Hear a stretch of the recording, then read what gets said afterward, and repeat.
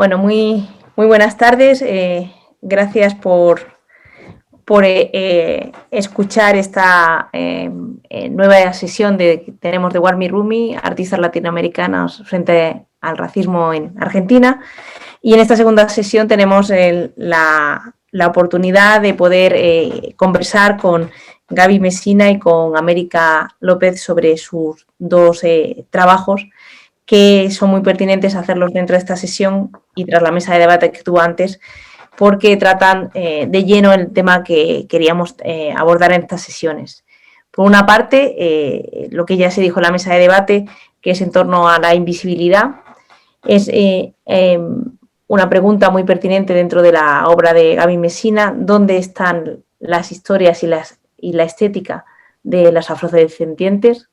Podríamos decir dónde están la historia y la estética de los indígenas y dónde están en Argentina. En un segundo tema, que sería el que de lleno aborda la obra de América, es en torno a la violencia estructural y dar razón a la vindicación y a la lucha racista.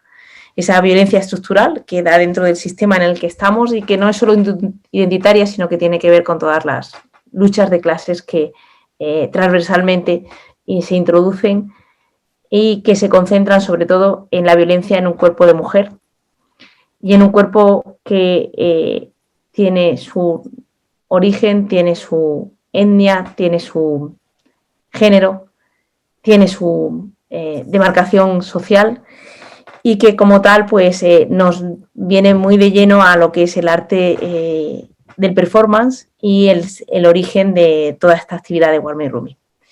No me enrollo más, daros las gracias al CEBA por acogernos en estas conversaciones y daros las gracias a vosotras por acceder a participar. Yoko, te cedo rápidamente la palabra. Muchas gracias, Blanca. Pues nada, presentar a Gaby Mesina, que estamos agradecidas de que esté aquí en este encuentro y que, bueno, un poco hablar de ella, de cómo sus trabajos nos han inspirado a reflexionar sobre sobre el tema del racismo y cómo ella aborda desde sus videos, de sus piezas artísticas, aborda el tema del racismo de una manera en que nos llama nos despierta algo. Siempre ella nos está invitando a nosotros dar la solución de ese tema. Ella no nos da la respuesta. Entonces, yo le agradezco a eso a Gaby y bueno, como obras más importantes con respecto al tema del racismo, considero que Íntegro es una de sus obras importantes, así como los relatos lenticulares y también el proyecto Yo Afro, que lo lleva realizando desde 2016. Te paso la palabra, Gaby. Bueno, muchas gracias. Gracias por esta oportunidad, por darnos el espacio a poder llegar a más personas. Creo que ahí es donde se nutre cada vez más nuestros trabajos. Digamos, esta convocatoria que están haciendo ustedes, la actividad de Warmi Rumi junto con el Centro Cultural de España, me parece alucinante, un gran valor para la gente, ¿no? Para invitarlos a pensar y muy contenta de estar y también también muy interesada de escuchar a mi compañera Ame, y bueno, largamos con mi primer video que hice en el 2015, cuando arranqué con este trabajo con una pregunta, ¿no? Una pregunta tan básica como es qué pasó con los negros, con las negras en mi país. Y me gustó esto de utilizar un recurso que me llevó a mi infancia, que es el de la Margarita, ¿no? El me quiere, no me quiere, y que según el pétalo que se iba quedando último, era el azar o era la voz de la naturaleza que te decía si ese chico te quería o no te quería, ¿no? Bueno, esto se volvió un poco más importante y más grande aún, que es básicamente si Argentina quiere, Argentina ve, Argentina niega, ¿no? A los afrodescendientes, a los afroargentinos, a los afroargentinas. Así que bueno, es una pieza que tiene, digamos, más preguntas que respuestas, y era un poco lo que me pasaba a mí, y me animo a decir también a lo que me sigue pasando, ¿no? Yo sigo teniendo más preguntas que respuestas. Así que la vemos, aclarando que se va a ver con un poquito menos de calidad, porque el Zoom baja la calidad para que no se trabe la película, pero después podemos poner un link para que la puedan ver con un poquito más de nitidez.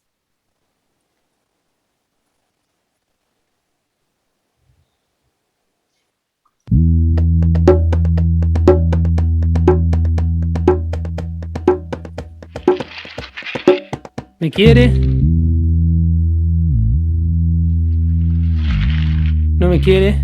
Mis raíces son argentinas y soy negra. ¿Me quiere? ¿No me quiere? Soy afroargentina. ¿Me quiere? ¿No me quiere? ¿No me ves? ¿Me quiere? ¿No me quiere? Tengo la piel oscura. ¿Me quieren? ¿Me quiere? ¿No me quiere? ¿No me ves? ¿Me quiere? ¿No me quiere? Soy afrodescendiente y tengo la piel clara. ¿Me quiere? ¿No me quiere? ¿Me niega? ¿Me quiere? ¿No me quiere? Mi madre es negra. Mi padre es blanco. ¿Me quiere? ¿No me quiere? Mi padre europeo. Mi madre africana. ¿Me quiere? ¿No me quiere? ¿Me ve? ¿Me quiere? ¿No me quiere? ¿Me niega? ¿Me quiere, Argentina?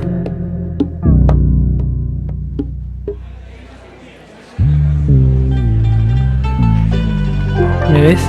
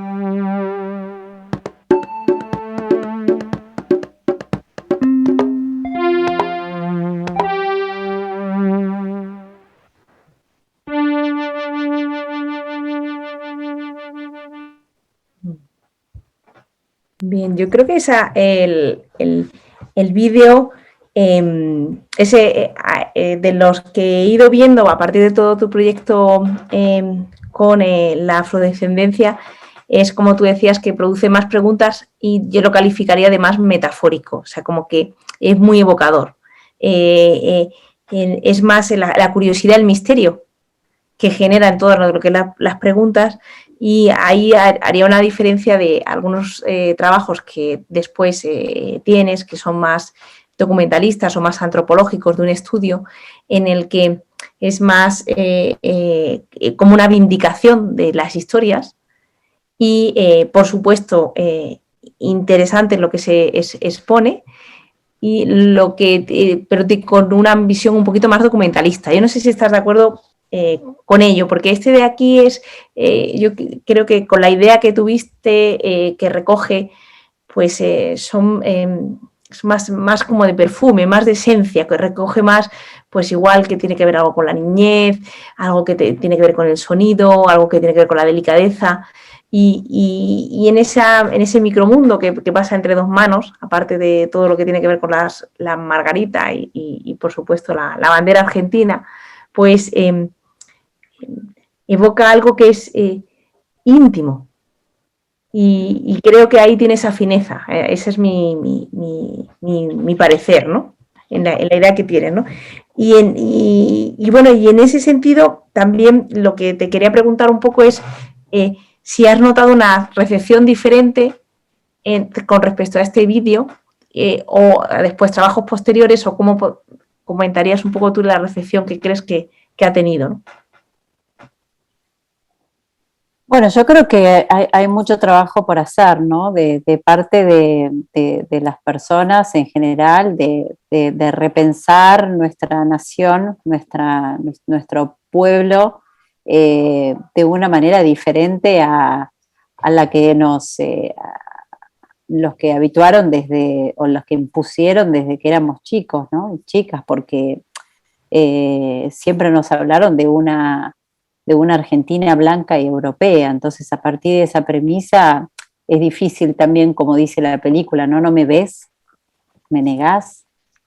El tema de negar pasa porque las personas negras en Argentina se tienden a extranjerizar, ¿no?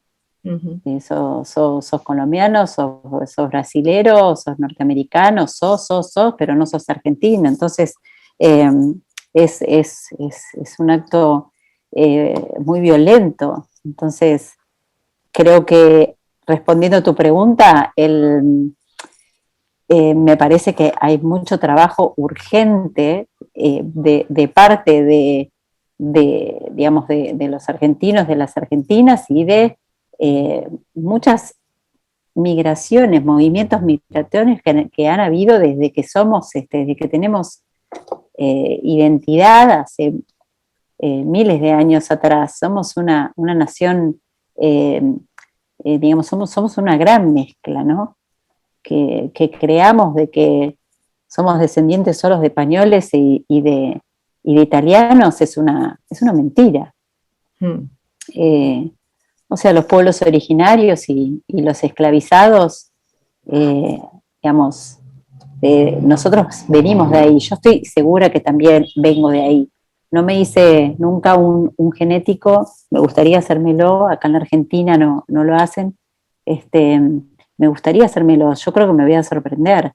Pero también, por ejemplo, en Yo Afro, hay una parte donde Federico Pita lo dice muy claro, o sea, no importa la documentación, no importa el resultado del genético, lo que importa es cómo vos te sentís o la experiencia que vos viviste en tu vida. Si vos fuiste una persona que no te dejaron entrar a un boliche por ser negro, o si vos no te dieron tal puesto de trabajo y se lo dieron a una chica rubia de ojos claros, digamos,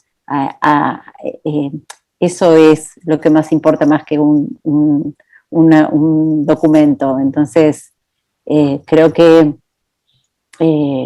digamos, mi trabajo se vuelve también en un medio de lucha, ¿no? Y de repensar, como te decía antes, en una Argentina diferente, pero creo que tenemos que empezar también por educar, por incluir la presencia afro, además incluir la presencia afro, por ejemplo, en los manuales de estudio, contando, ¿no?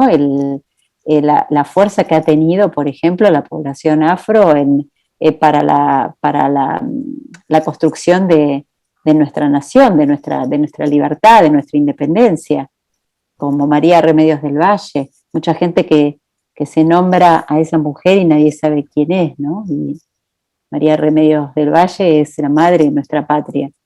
Ella ha luchado junto con Manuel Belgrano, y fue él quien le puso, digamos, el nombre de la Gran Capitana. Entonces ella es como la representante de los y de las afrodescendientes en Argentina. Por eso se ha designado el 8 de noviembre el Día Nacional de los Afrodescendientes, del afroargentino y de la afroargentina y de la cultura afro. La verdad es que a veces el 8 de noviembre en mi país, por ley y Día Nacional, veo que en los medios poco aparece, ¿no? Y yo creo que, volviendo otra vez a tu pregunta, tenemos mucho trabajo por hacer. Creo que inclusive sería bueno de que todos los que tenemos esta gran posibilidad, de que somos realizadores, comunicadores, ¿no? Porque el artista visual, ¿viste? No sé, digamos, yo me siento que tengo una responsabilidad, porque tengo voz, porque acá estoy, por ejemplo, llevando mi voz, mi pensamiento, invitando a reflexionar. Entonces creo que todos los que tienen esa posibilidad deberían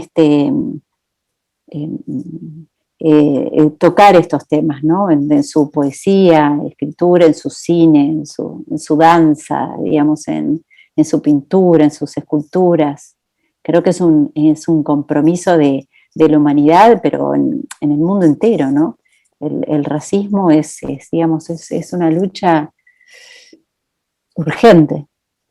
¿Y las instituciones artísticas argentinas hacen caso omiso? ¿Hay alguna cierta sensibilización con respecto a ella o no? Mira, yo todo lo que te dije antes incluyo absolutamente a todas las instituciones, ¿no? Instituciones culturales, políticas, sociales, de educación. Digamos, me parece que hay que darle más fuerza aún, y me parece que todavía está como muy, muy débil. Pero bueno, pero va. Lo importante es que va. Y todos los 25 de mayo tratando de que las escuelas no pinten más las caras a los alumnos con un corcho quemado para representar la afrodescendencia en nuestro país. Es una locura, ¿no? Entonces, y bueno, es algo que está tímido hoy en día, te diría, si me pedís algún adjetivo de cómo sería la campaña, digamos. Es tímida, pero va. Ya. O sea, va despacio, ¿no? O sea, va a cuentagotas, podrías decir, que cómo se visibiliza el racismo, el racismo en el arte, en las instituciones culturales, va a cuentagotas, ¿no? Va despacio. Claro, lo que pasa es que cuando sí. les hablas del tema, enseguida hablan, por ejemplo, de la migración, la más, digamos, la última migración de la década de los 90, que son los senegaleses, los que son visiblemente afro, son bien negros, bien negras, que se ven en la calle, ¿no? Pero nosotros estamos hablando de historia, ¿no? Nosotros estamos hablando de antepasados, nosotros estamos hablando de raíces, nosotros estamos hablando de pieles marrones, que también es nuestra identidad. Y que también esta gente senegalesa que tienen niños que ya son argentinos y argentinas, y que también va a hablar de un futuro argentino. Entonces, es importante que empecemos a hacernos cargo y dejemos de pensar que somos una nación blanca. O sea, ya empieza a ser hasta molesto, ¿no? Empieza a ser ridículo. Entonces, después de Margarita sigue, digamos, una película que vos, Blanca, la nombraste, que es Yo Afro, donde además invito a Ana Paula Pechazadeh, que ella es politóloga, es investigadora del CONICET, y junto con ella hicimos una película documental donde le dimos voz a los principales líderes de agrupaciones afro en la Argentina, ¿no? y bueno, fue súper interesante y se empezaron a abrir, digamos, más conceptos y nos damos cuenta lo ignorante que somos con estos temas, pero somos ignorantes porque también nos han tapado la información, ¿no? Digamos, creo que la Argentina, digamos, somos víctimas también de estos grandes próceres venerados que han sido extremadamente racistas. Como Sarmiento, por ejemplo, ¿no?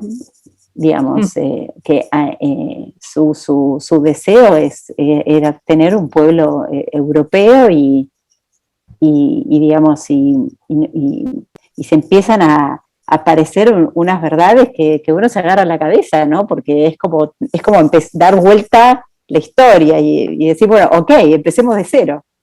Yeah. Después de Yo Afro surge una película que ya es una ficción, que la escribí y la dirigí también junto a un proyecto que hicimos con Ana, que se llama Integró, la tilde cambia y digamos, el significado de la palabra también cambia. Y lo que hace es, esa película lo que representa a través de una ficción, claro, hay una historia inventada, hay actores y actrices, hay una, acción, representemos esto, pero lo que cuenta la película es cómo vivimos los argentinos y las argentinas el día a día con lo negro, ¿no? Veo un negro, una negra y me cruzo la calle, digamos, veo a una persona que hace un acto que no es de una persona con buenos modales, como por ejemplo tirar el papel de un papel al piso, entonces esa persona es, ¿y qué querés? Es un negro de mierda, ¿no? Entonces esas cosas ya incomodan, ¿no? Ya deberían, ya dale, ¿no? Basta. Por eso creo que el compromiso de esta voz, o este llamado a empezar a manejarse de otra forma y a informarse, por eso te digo que es urgente y que todos los realizadores y las realizadoras que tenemos voz deberíamos tratar estos temas, ¿no? Debería ser como una obligación. Yo acá tengo una obra que hice de María Remedios del Valle, ¿no? Y que si la movés aparece, digamos, este es el sol de nuestra bandera. También es una forma de decir, estuvo siempre acá. Siempre. Sí. Me gusta, fíjate con esa y con las otras imágenes con las que estás trabajando, que tratas de la visibilización, pero es lo que son las dos caras. Una es lo que se desvela y otro lo que se oculta, ¿no? Y estás, en general estás trabajando con tus imágenes, son siempre esa dualidad. Veo una imagen, pero esta imagen hay detrás otra cosa, o realmente me está ocultando algo, ¿no? O sea que parece que para ti es una, como diríamos, sí, una forma, ¿no? Un código, ¿no? Sí, por ejemplo, ella es Diana y de chiquita ella cuenta, ¿no? Que le costaba, digamos, inclusive en su familia ser feliz, porque se preguntaban por sus hermanos, su familia, por qué había nacido tan negra, ¿no? Entonces, a medida que pasa el tiempo, ella logra empoderarse, ¿no? Y detrás están los escritos donde ella habla acerca de su identidad. Se empodera como mujer y mira a cámara ya con otra fuerza. Pero tuvo que hacer un proceso para poder llegar ahí. Le fue difícil. Negra, mujer, o sea, empecemos como a... Ella también tuvo que empezar de cero. A superar dos estigmas como mínimo, ¿no? Claro. Superar ser excluida por ser quien es. En su propia familia, digamos, y a mí también me pasó que mis padres me mandaron a una escuela de monjas alemanas, obviamente pensando que era lo mejor para mí, pero yo era soy, digo, lo digo era porque de adolescente, no sé, tenés más pelos, ¿viste? Tenés más carga no sé cómo decirlo, pero la pasé muy mal, la verdad. La pasé muy mal, me sentía diferente. Me sentía negra, pero una negra sucia. Faltaba que me digan sucia en la cara, ¿no? Yo era la única, digamos, marrón de rulos. Todas mis compañeras eran rubias, ojos claros. El Mallinckrodt de Martínez. Hasta que en sexto grado me animé a decir a mis padres que sexto grado, o sea, yo tenía, sexto grado, yo tenía 8 años. Y les dije a mis padres que yo la pasaba mal en esa escuela y que me quería cambiar. Además era solo para señoritas. Y así que me cambiaron a la escuela que del frente de mi casa, una escuela mixta, y otro plan, otra historia. Y ahí empecé a ser feliz. A partir de ahí empecé a ser feliz. A ser tú. Y feliz como ella, ¿no? Que baila, que se besa a sí misma, ¿no? Se empodera, se acepta, se disfruta, se inspira. Ella, bueno, es una gran artista, Acus.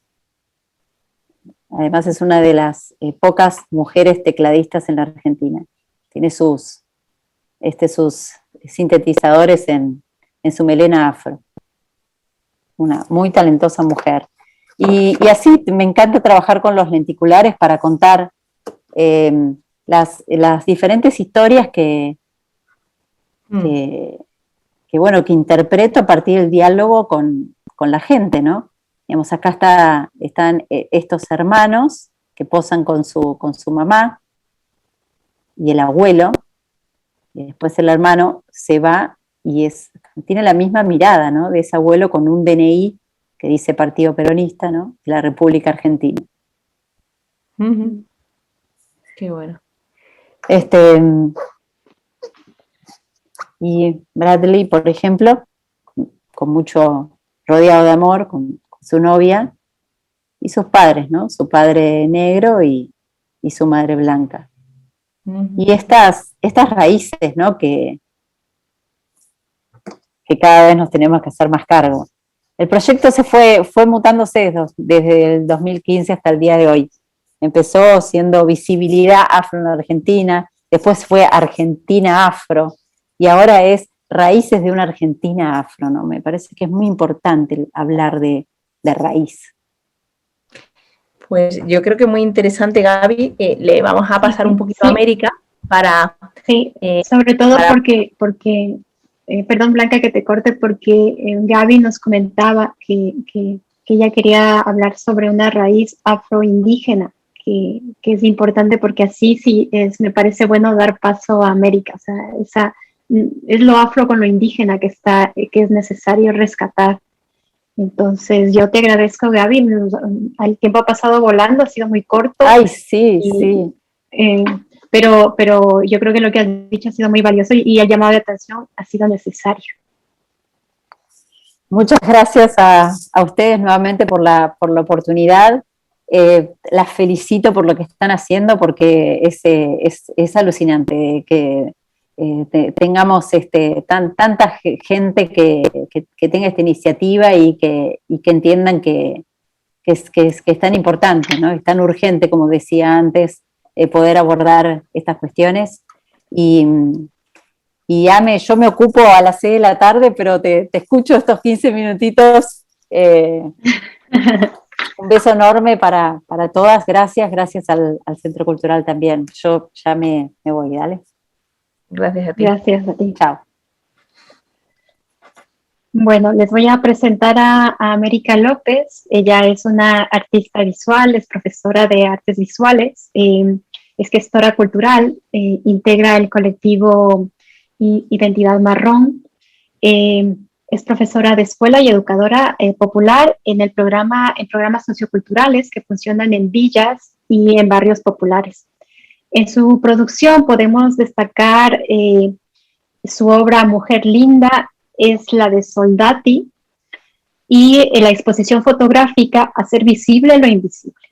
Doy paso a América. Muchas gracias, chicas. Primero que nada, gracias por la invitación. Y bueno, nada, cuento así como muy por encima. Mi compañera Chana estuvo también ya participando de este ciclo y compartió un poco sobre qué es nuestro colectivo. Pero bueno, está bueno volverlo a compartir en esta charla.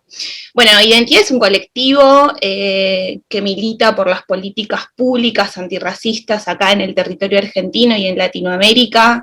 Llevamos el debate del racismo estructural en nuestro país, cómo opera, cómo trabaja desde el sur global, ¿no? Tratando de pensar siempre desde los territorios, las realidades y los contextos de los que venimos las personas racializadas, ¿no?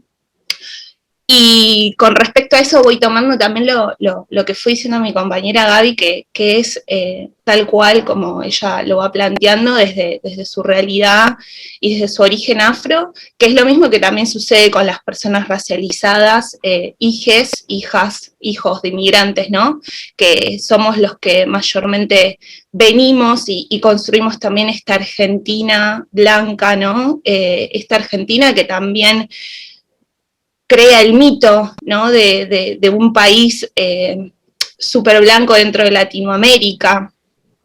Nuestra historia está pensada desde la migración que baja de los barcos, ¿no? Y se encarga de eliminar la historia de qué había antes de esa bajada de los barcos, ¿no? Quiénes estábamos en estos territorios, quiénes construimos esta nación, como hoy se dice.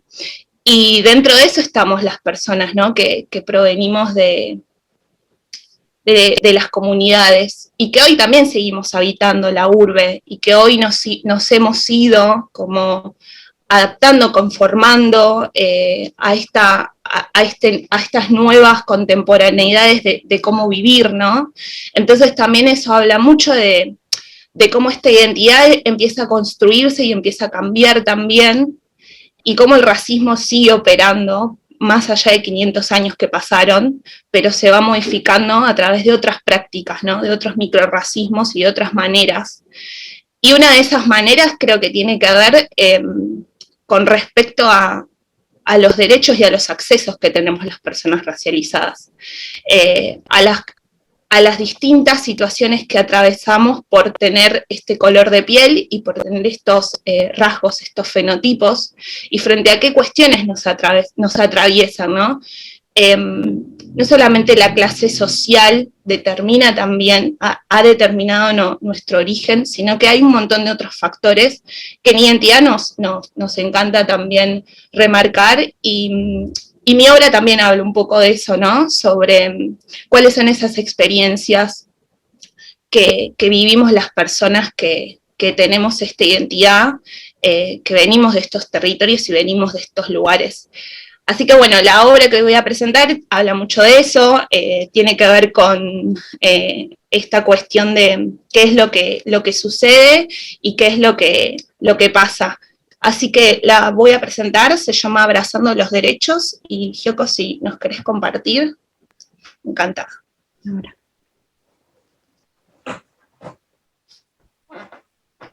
Ahora rápido, porque mira qué hora es y sigo acá, pobre mis chiquis que estarán haciendo.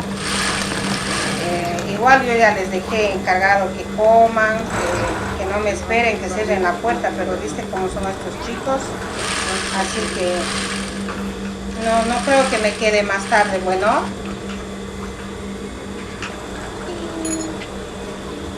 Y termino esto y me voy.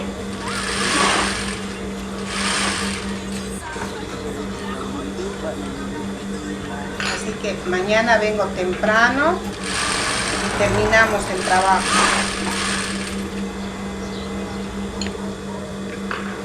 Los oficios son trabajo, esfuerzo. Cuando seas grande tienes que pensar que quieres trabajar. Eso es lo importante, eso es oficio. Cuando seas grande tienes que pensar que quieres trabajar. Eso es lo importante, eso es oficio. Trabajo duro, conseguir plata y ya, y escuchar a la gente. Eso es lo importante, eso es oficio. Los oficios son trabajo, esfuerzo. Cuando seas grande tienes que pensar que quieres trabajar. Eso es lo importante, eso es oficio. Los oficios son trabajo, esfuerzo. Escuchar a las otras personas, escuchar, trabajar, lo que cuando seas grande tienes que pensar que quieres trabajar.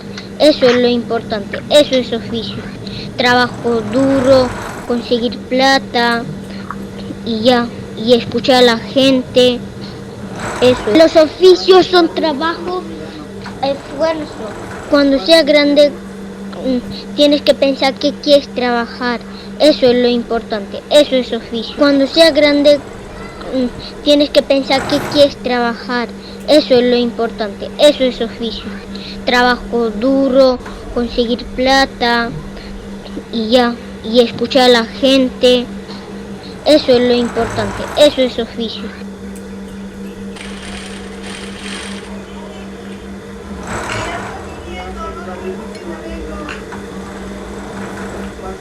Los oficios son trabajo, esfuerzo. Escuchar a las otras personas, escuchar, trabajar, lo que cuando seas grande tienes que pensar que quieres trabajar. Eso es lo importante, eso es oficio. Trabajo duro, conseguir plata y ya, y escuchar a la gente. Eso. Los oficios son trabajo, esfuerzo. Cuando seas grande tienes que pensar que quieres trabajar. Eso es lo importante, eso es oficio. Cuando seas grande tienes que pensar que quieres trabajar. Eso es lo importante, eso es oficio. Trabajo duro, conseguir plata y ya, y escuchar a la gente. Eso es lo importante, eso es oficio.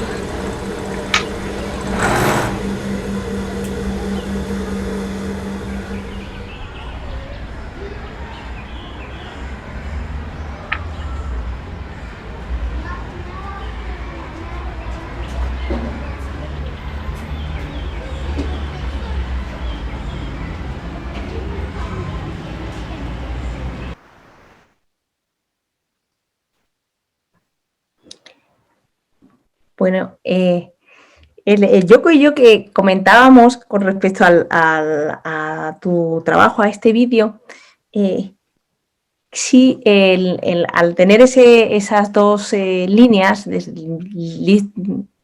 visto desde fuera, ¿cuál era la actitud del niño? La actitud del niño es que lo tiene asumido porque no hay salida. La actitud del niño es totalmente esperanzadora, que quiere otra cosa, que no sé, quiere ser futbolista, que quiere, que no sé, va a conquistar como un astronauta. O sea, me refiero a ¿cómo te planteas tú esa doble lectura? Porque son dos generaciones, o sea, como bien has contado antes, pues es una generación y luego la que viene después, ¿no? Que además es la que entiendo que es la conexión con su madre, ¿no? O sea, o con muchas madres, ¿no? Que están trabajando sin cuartel, diríamos, sin final, y que los hijos pues se crían a golpe de teléfono, ¿no? O como que están siempre pues en sus tareas porque ellas están trabajando, ¿no? Y luego, esa sería una pregunta, y otra pregunta que tendría así a priori era las personas que están trabajando en las que muestras, cuando dices abrazando los derechos, ¿tienen regularizada su situación o no? ¿O es una denuncia en ello que sus condiciones de trabajo son totalmente leoninas? O esas serían las dos preguntas iniciales que estaba loca por hacerte. Bueno, las dos preguntas son muy, muy, muy buenas, porque lo primero que me llamó la atención de la primera pregunta es cómo conviven estos estos dos discursos, ¿no? Esto del deseo, ¿no? De ese niño que va relatando, que va diciendo el trabajo, ¿no? Escuchar a la gente, esa cosa de ganar plata, el sacrificio de la esperanza, del deseo de, bueno, ¿qué va a suceder cuando sea grande?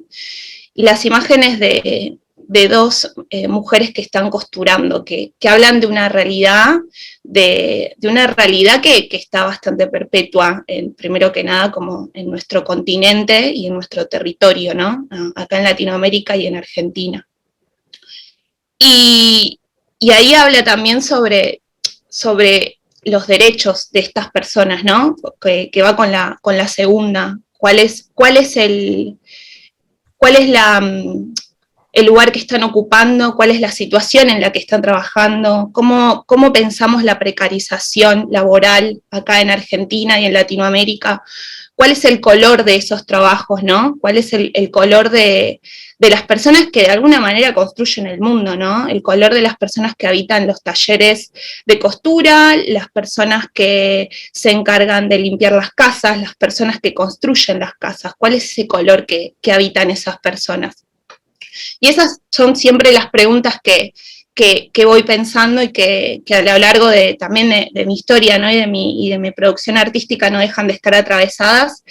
Y tiene que ver con todas estas experiencias de estas personas, con los lugares a los cuales estuvieron destinados, a los lugares a los cuales están hoy destinados a habitar y a trabajar, que tienen que ver con estos trabajos precarizados, ¿no?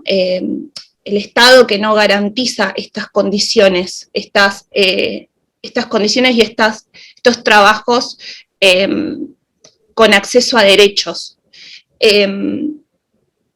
Me pasa mucho que la obra empezó a producirse con respecto a conocer un poco más sobre las maquilas, ¿no? Que son estos talleres clandestinos que se ubican en Centroamérica, y empezar a ver fotografías de cómo habitan, de que la gran parte de esos espacios están habitados por mujeres, por trabajadoras, ¿no? Y el rol de la mujer frente a esos talleres clandestinos, textiles, ¿no? La manera en cómo vivían, la manera en cómo trabajan, la manera en cómo maternan y crían también, ¿no? Porque más allá de trabajadoras no dejan de ser madres también, no dejan de tener deseos también como mujeres. Y frente a eso podía ver, ¿no? Estas situaciones de cómo también sucedían esas cosas acá en Argentina también. Y desde la experiencia también de vivirlo, de que mi madre fue costurera. Entonces, empezaba a darme cuenta de pensar como, bueno, hay otras posibilidades de existir, hay otra posibilidad para mí de que pueda realizarme en este mundo, que no sea el legado que tiene mi mamá, que tuvieron mis antepasados, que tienen las mujeres de Latinoamérica, que tienen mi color de piel y que tienen mis rasgos, ¿no? Y que provienen de los mismos contextos que yo. Y a partir de todas esas preguntas, empecé también a enunciar mi obra desde un lugar político y empezar también a denunciar estas cuestiones, ¿no? ¿Cuáles son las políticas públicas que el Estado garantiza para estas mujeres? ¿Cuáles son los derechos a los que podemos acceder? El Estado, ¿cómo nos ampara a las personas racializadas, inmigrantes, frente a estos trabajos, ¿no? ¿Existen políticas que nos puedan ayudar? Y sí, existen políticas públicas que puedan proteger a las personas racializadas, inmigrantes, pero ¿de qué manera accionan, ¿no? Acá, por lo menos en Argentina, accionan desde el lugar de desmantelar estos lugares, proteger a las víctimas, ¿no?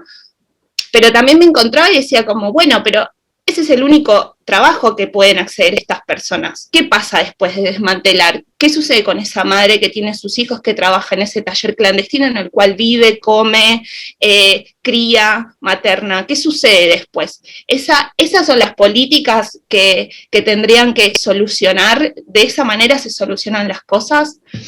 Y a partir de investigar y profundizar sobre eso, empecé a encontrar como que las políticas en sí precarizan más, estas políticas públicas que están pensadas para estas personas, precarizan más el labor en ese sentido.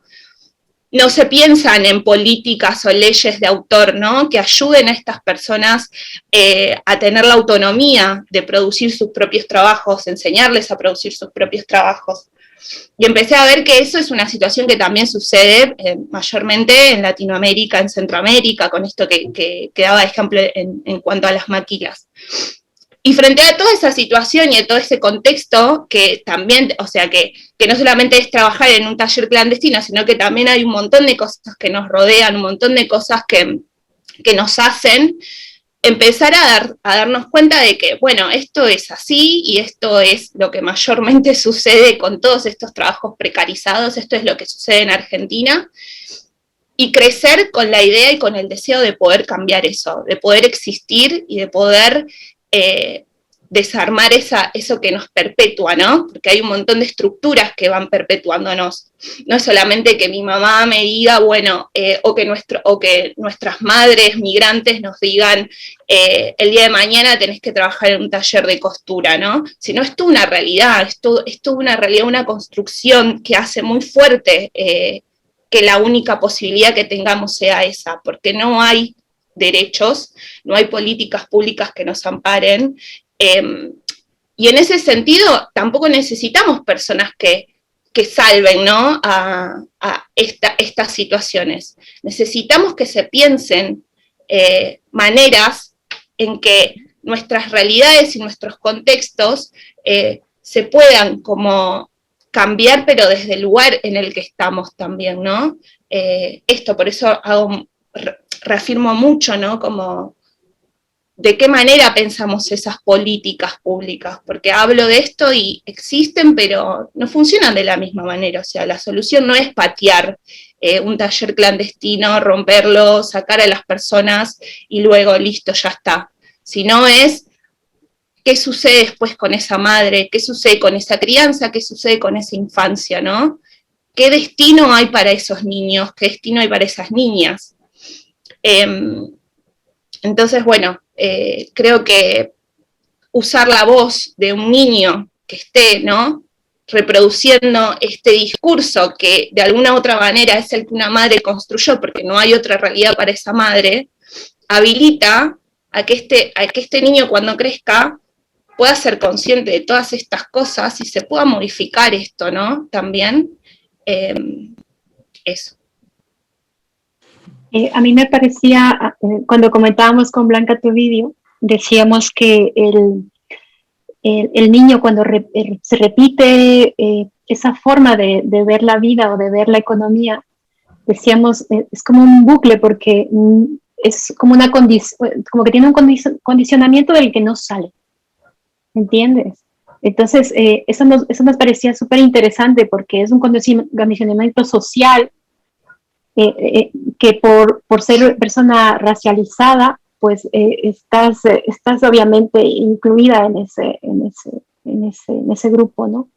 Entonces, yo te quería preguntar, adentrándonos al tema del arte, ¿tú cómo ves? ¿Cómo la institución arte, cómo acepta o no acepta a los artistas racializados? O sea, ¿les abre las puertas o no les hace caso? ¿Hay oportunidad? ¿Tenemos oportunidades?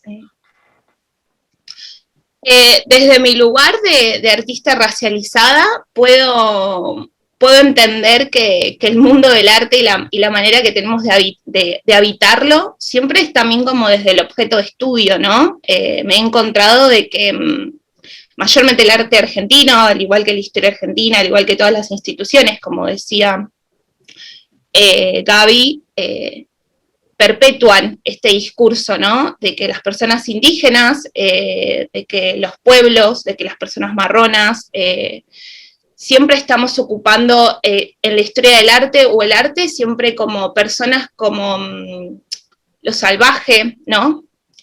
Lo deshumanizado, lo exótico. Nunca estamos como creadores de obra.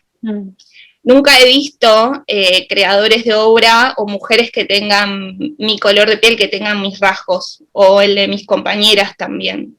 Entonces, habitar el mundo del arte como persona racializada siempre es muy individual y solitario, ¿no? Dentro de mi experiencia como artista, he participado en muchos espacios, en muchos museos acá en Argentina, pero también siempre me fui dando cuenta que la invitación siempre partía desde la inclusión, ¿no? Desde esta construcción también de la falsa inclusión, desde las instituciones y desde el concepto, ¿no? De que lo inclusivo es como una cuestión que yo la veo, es como, bueno, te invito a mi casa, pero te invito a mi casa que la habites como yo quiero, y como desde el discurso que yo quiero, y desde la concepción y el imaginario que yo tengo de vos, y desde el que yo necesito de vos, ¿no? Nunca como yo propia, desde una nueva manera de crear, ¿no? Desde una perspectiva de un nuevo arquetipo, ¿no? Entonces me empecé a encontrar luego con otras artistas racializadas que compartían lo mismo que yo. Y claro, y ahí empecé a entender por qué vamos siempre individualmente nosotras, nunca en conjunto, ¿no? Porque todas estamos habitando la parte museística desde ese lugar, o la parte artística.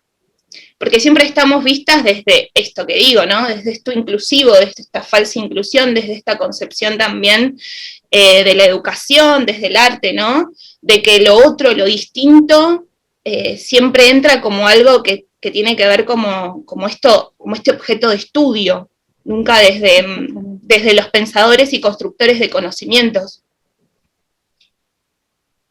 Y entonces tú te ves más trabajando en una parte que sea más de activismo, o como por ejemplo hablaba María Galindo, porque ella se posiciona en un margen que le da una patada a las instituciones y realmente no le interesa, porque no es el espacio del que poder hablar, ¿no? Y luego también, ni tampoco son los procesos, y también vosotros por el trabajo que tenéis, que parte desde talleres hasta otros tipos de procesos participativos, ¿no?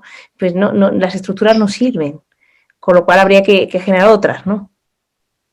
Sí, antes de que hables, ¿te parece que si mientras tú le contestas, para que las personas que nos están viendo puedan ver un poco tu obra, mientras tú contestas, yo voy a pasar imágenes de tu obra? ¿Estás de acuerdo?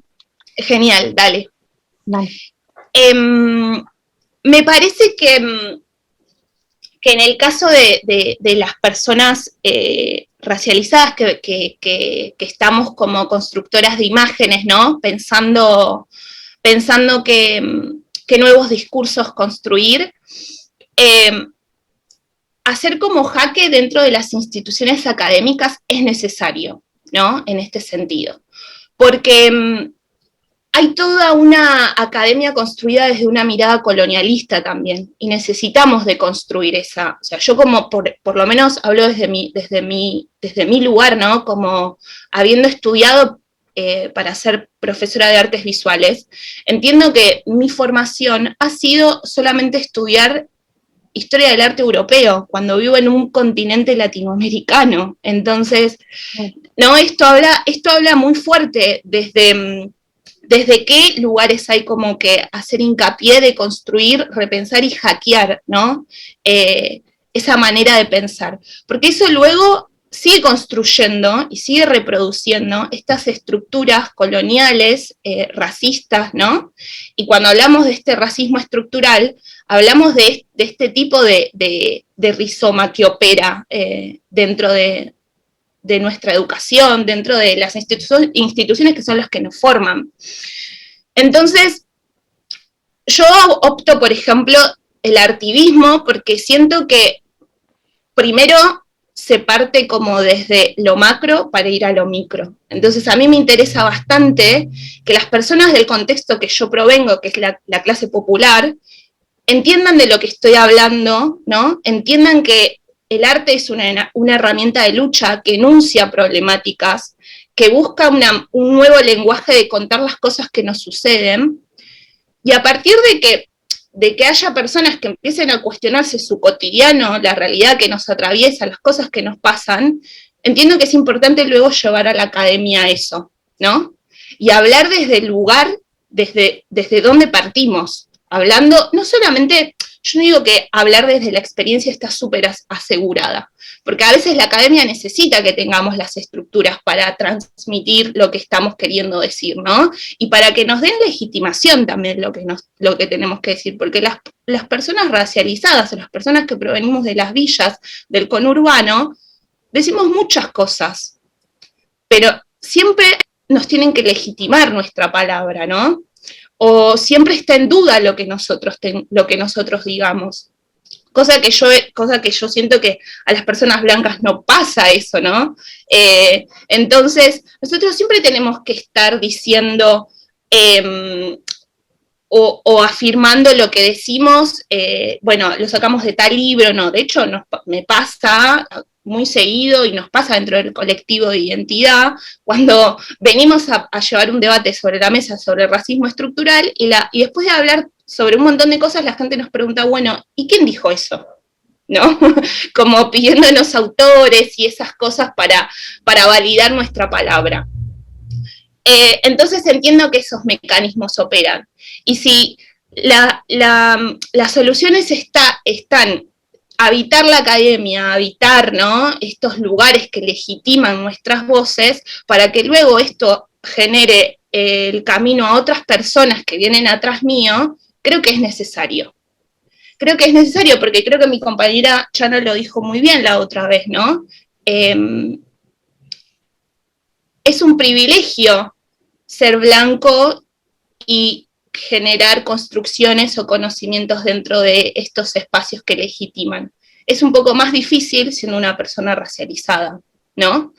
Y si eso es necesario para que las estructuras cambien, siento que está bueno que suceda, o siento que está bueno que lo podamos hacer. Sí. Yo creo que es justo darle el mismo tiempo a las dos invitadas este miércoles, y yo quería dejar una reflexión que es súper importante y me parece súper valioso lo que han dicho en este día, porque hemos hablado con mucha confianza y con mucha naturalidad sobre el tema de si tú crees que, o Blanca, no sé, y voy a dejar una pregunta al aire porque no sé si la vamos a contestar hoy, pero creemos que el arte puede cambiar el racismo, o sea, el arte puede hacer algo para que cambie el racismo, algo podemos hacer desde el arte.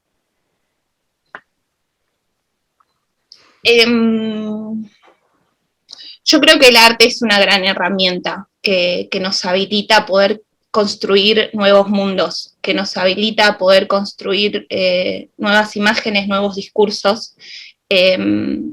Entonces sí, yo creo que se puede desde el arte. De hecho lo hago y siento que ese es el lugar que me toca ocupar, y como comunicadora siento que es una gran responsabilidad también, ¿no? Que con diálogo, con empatía, con paciencia y con compromiso se puede hacer, sí. Pues muchas gracias. Y lo dejamos justo aquí por el tiempo, pero vamos, seguiríamos contigo rato y tendido porque nos gustaría continuar debatiendo y seguro que hay otra oportunidad. Muchas gracias y para todos aquellos que estén interesados, siempre a partir del SEBA y de Warmi Rumi hay posibilidad de contacto, de email y sobre todo también de aquellos que estabais interesados en pedir alguna documentación en particular. Muchas gracias. Gracias.